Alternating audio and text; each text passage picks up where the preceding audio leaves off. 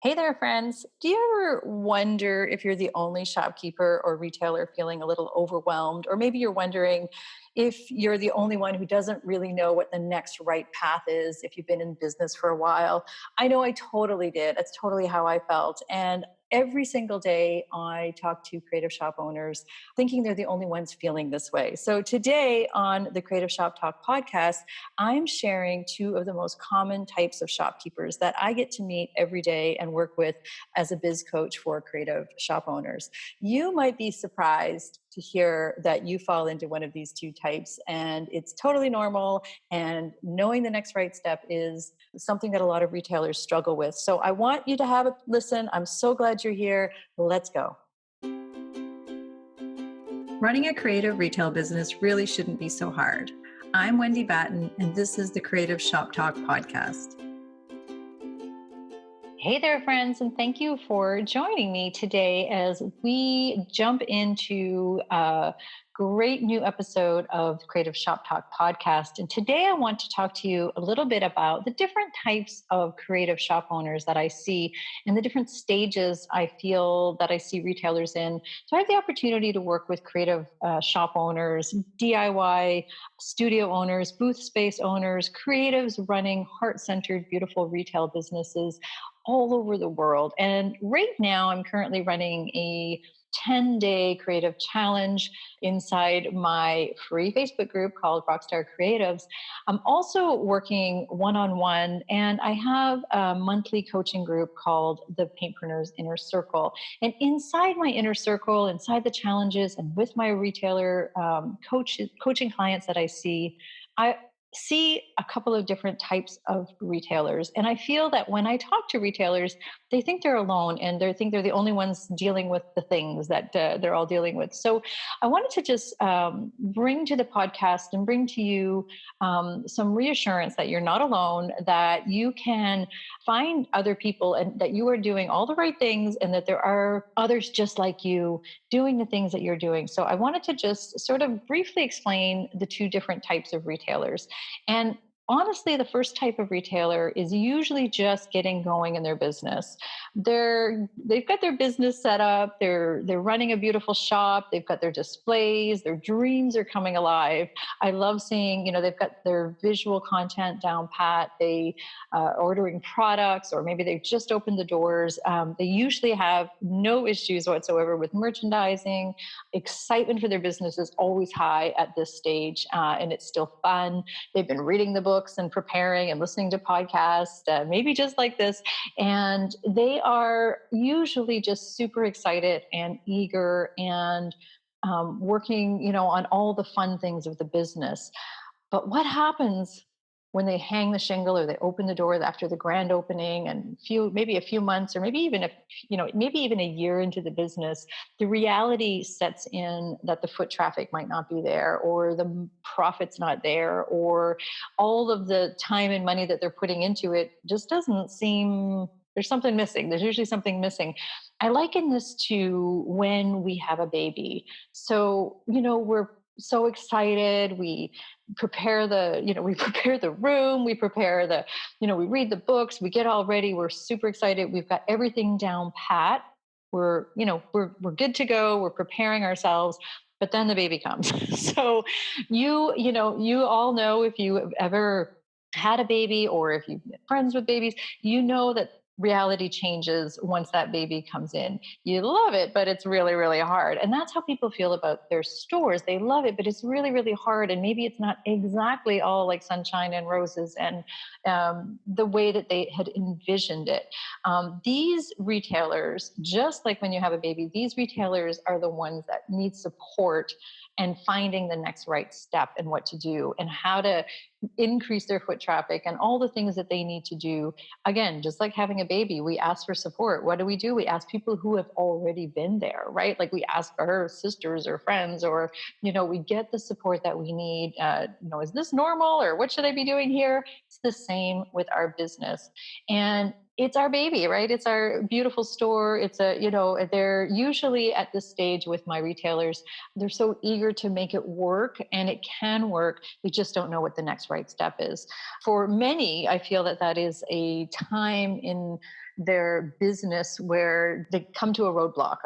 They don't know where to go. So that is one type of retailer. Another type of retailer that we work with and we see inside of the inner circle and that I work one on one with, and I'm seeing a lot inside my challenge, are retailers that have been in the business for some time.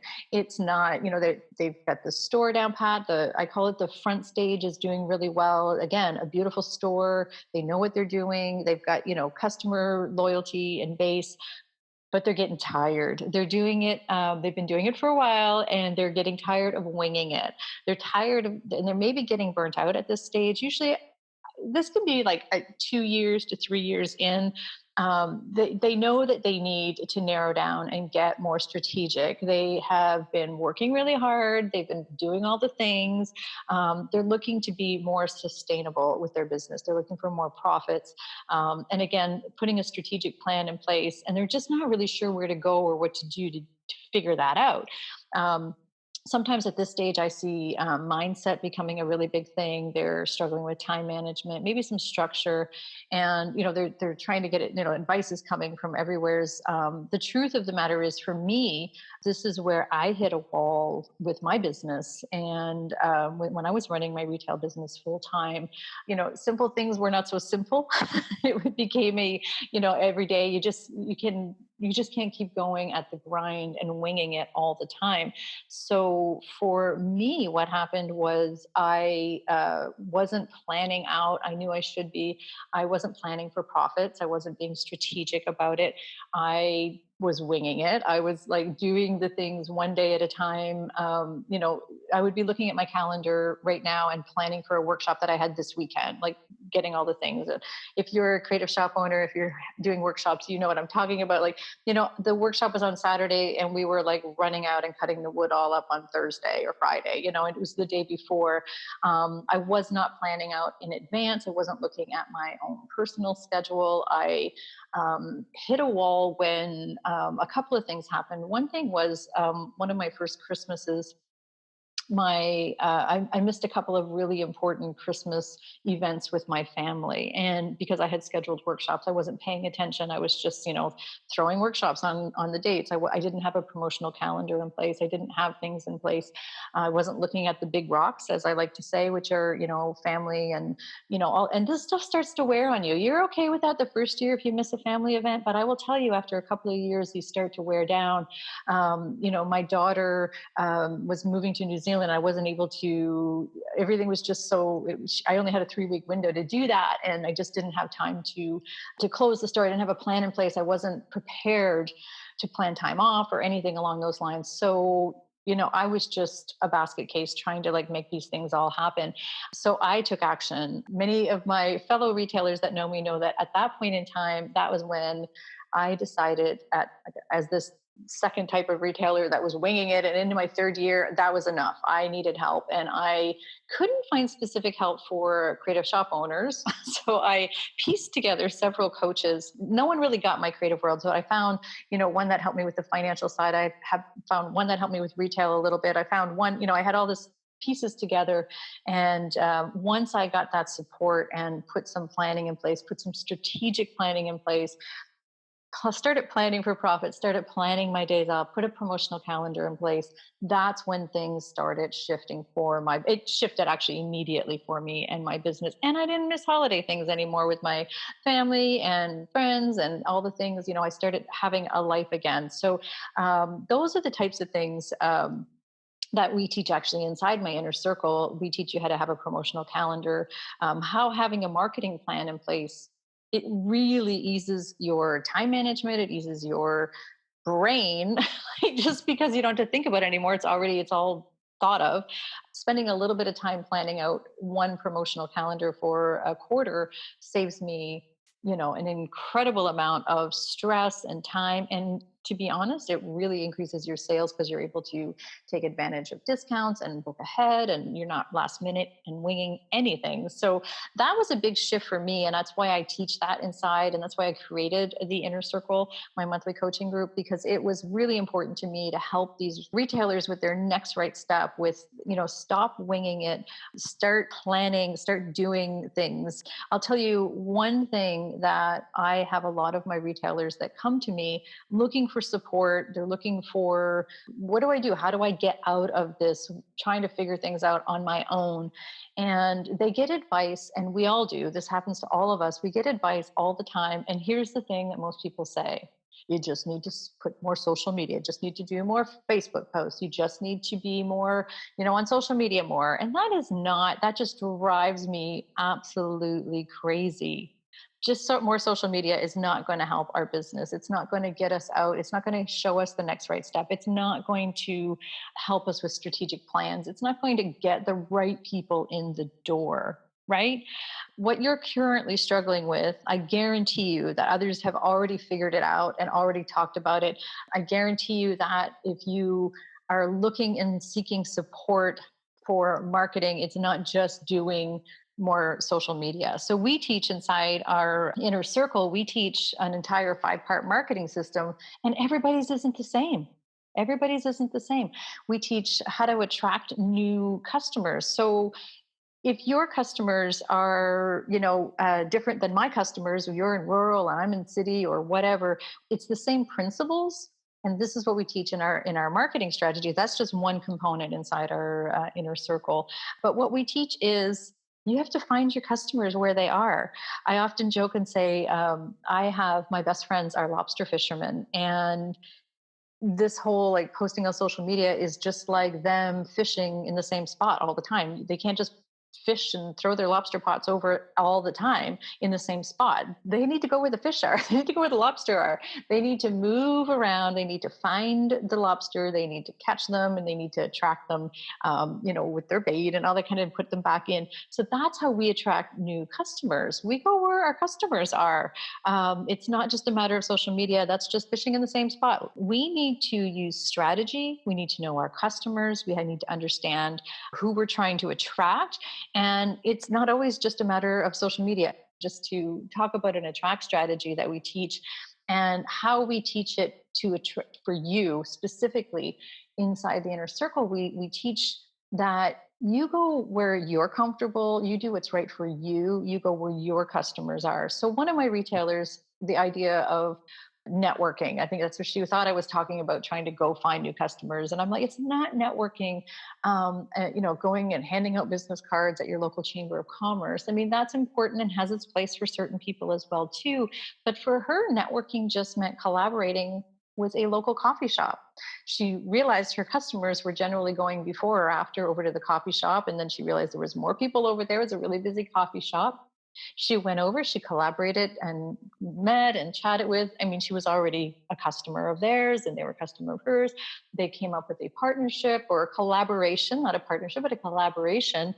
And, their customers became hers. And that's just one example of a way of marketing, a next right step, helping you put a plan in place. That's just an example of some of the things that we do inside the inner circle, helping retailers find the right thing to do to move their needle forward, to help move their business. I promise you, other people and retailers have had the same struggles that you're having now in your business. You just need to find support and find groups that can help you. Say, anybody done this before? How are you doing this? Let's just move on. I started my inner circle because I said I could not find help. I could not find coaches. I was getting really tired. I was getting really burnt out. I was tired of trying to figure things out all by myself all the time with no strategic plan, right?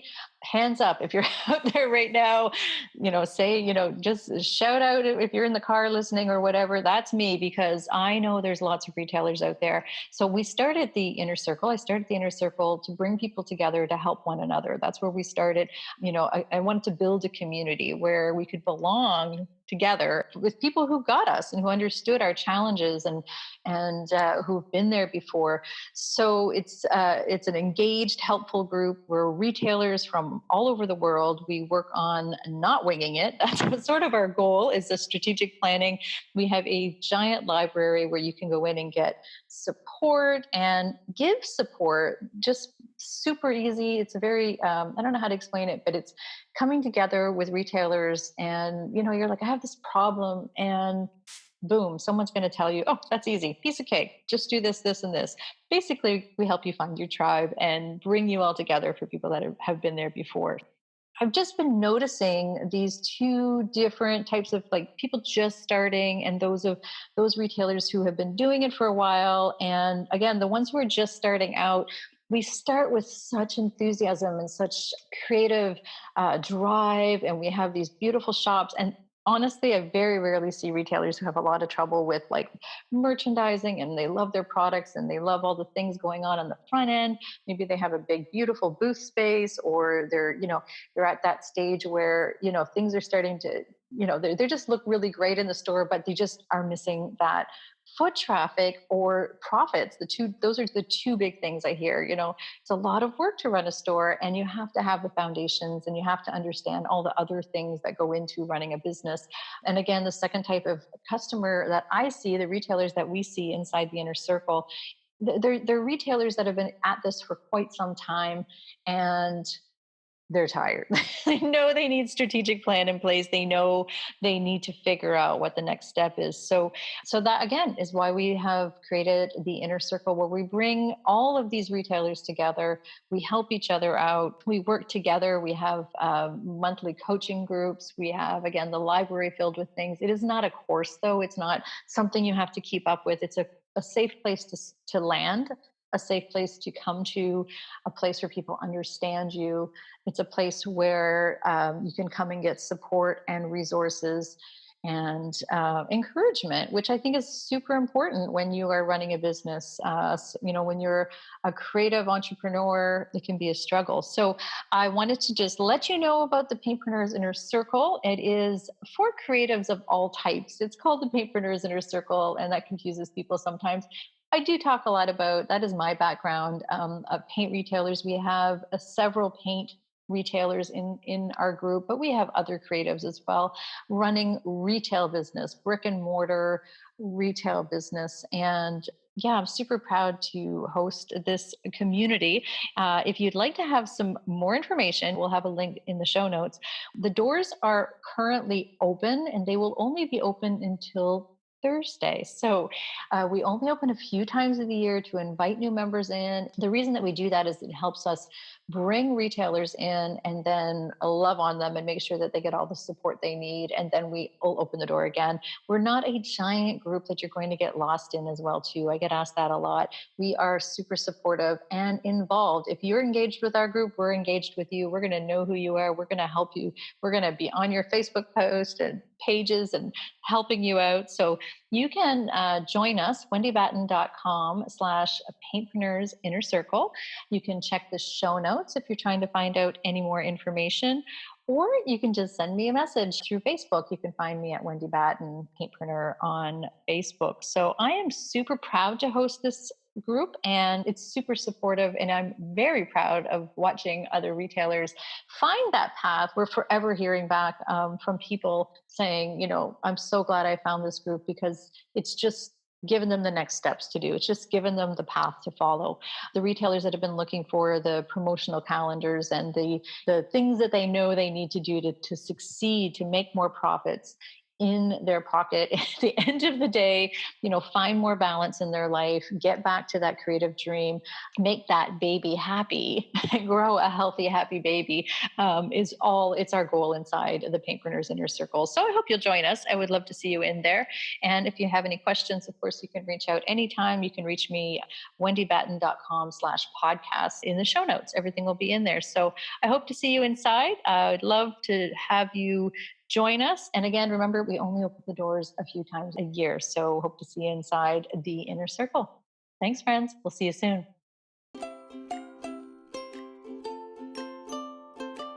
Hey thanks for joining me today. I know how precious your time is, and I'm so appreciate you taking time out of your crazy day to be here with us. All the links for today's show can be found at wendybatten.com/podcast. We'd also like to invite you to come over and continue the conversation over on my free Facebook group. It's called Rockstar Creatives. I'm going to be popping in there live every week to continue the conversation, talk a little bit about what we spoke about today. And I'd love for you to join us over there, Rockstar Creatives on Facebook. I'd also love to ask, if it's not too much trouble, if you could leave me a review and let me know what you think of the podcast. If you're loving the show, be sure that you're subscribing to the podcast so you don't miss an episode. I'd hate for you to miss one. It's been such a pleasure to be here with you today. I'll see you next week here on the Creative Shop Talk podcast.